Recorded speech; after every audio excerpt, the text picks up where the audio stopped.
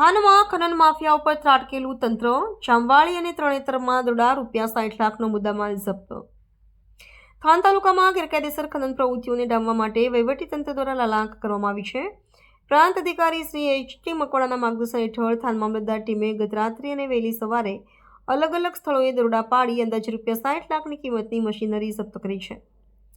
રાત્રિ પેટ્રોલિંગમાં જામવાળી ગામેથી મશીનરી ઝડપાઈ. મામલતદાર નિલેશ પટેલ અને તેમની ટીમ જ્યારે રાત્રિ પેટ્રોલિંગમાં હતી ત્યારે મળેલી ચોક્કસ બાતમીના આધારે જામવાળી ગામે દરોડો પાડવામાં આવ્યો હતો.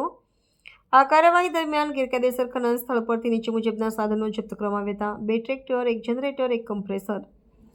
તરણેતરમાં સરકારી જમીન પર ખનન. પંચાયત સદસ્યના પતિની સંડોવણી. તંત્ર દ્વારા બીજી કાર્યવાહી વહેલી સવારે તરણેતર ગામે કરવામાં આવી હતી. અહીં સરકારી ખરાબાની જમીનમાં સફેદ માટીનું ગેરકાયદેસર ખનન થતું હોવાનું ઝડપાયું હતું.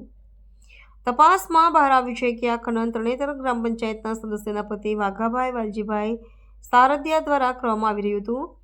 જામવાળી અને Tarnetar, 1 dumper, 1 JCB, 2 tractor, generator, compressor, ₹60 લાખનો મુદ્દામાલ જપ્ત કરવામાં આવ્યો હતો. અહેવાલ રોહિત આર, જતાપરા.